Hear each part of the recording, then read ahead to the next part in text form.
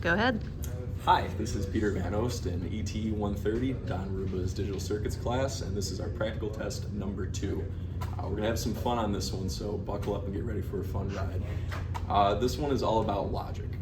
Logic gates are a great way to control your digital inputs and outputs using AND, OR, NAND, NOR, exclusive OR, and NOT logic functions. The one we had was a multivariable logic equation, and through a few different processes we were able to simplify it down and get a couple of inputs that we were then able to use to control an LED as an output. If we go over here real quick, we can walk through what our circuit looks like. Seems simple, but a lot of work was gone into this to break it down and get it to a more digestible form of 2 logic inputs. If you move over here, this was our initial logic expression. You see it was A or B, or A and B, or A and B and C, or A and B and C and D. Seems like a mouthful, and it kind of is, so we used a few different expressions to simplify that. Using some associative laws, we were able to break it down, pull some like variables out, move into an absorption law, and all of this crazy stuff here ended up being just A and B, which is a pretty simple 2-input equation, which then going back to our logic function circuit, we were able to draw it nice and neat, and then we were able to prove out on the breadboard, which I will now pass to Zach to explain that away. Alrighty, so here's our AND logic gate circuit right here. So what we did first started off, obviously we need 5 volts going in. We need a common ground. Got to make sure the boards are connected. So here's our chip. For pin number 1 is for one of the push buttons, like shown on the schematic diagram over there. The second one is push button number 2.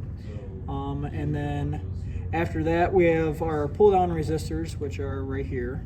And after that we go from one push button to the chip. One of them's going to pin 1, the other one's going to pin 2.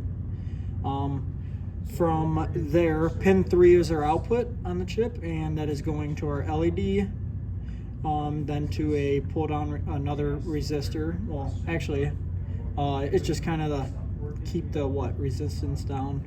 And from there, we went pin 7 is our ground, common ground, and pin 14 is just power. And so therefore, when I push button number 1, it won't work. Push button number 2, it won't work. I gotta push them both for the light to come on. And that is our AND logic gate circuit right here. But we're doing a little bit of troubleshooting. We had a guy from Taco Bell. He's helping us out build this. New guy just started. Yep. I think he got a little too used to pushing on them quesadillas, and he ended up taking our wire, and we had nothing going to our board at all. And I think that was a pretty good troubleshooting procedure we did, and it was great. Yep, we started with our basic troubleshooting, understanding what the problem was, which was we were not getting any power to the breadboard.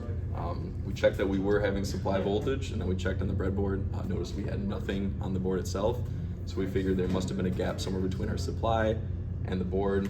Went through a few more troubleshooting steps, and that's when we identified the issue with the lead wire. So fun troubleshooting, gotta watch out for those lead wires.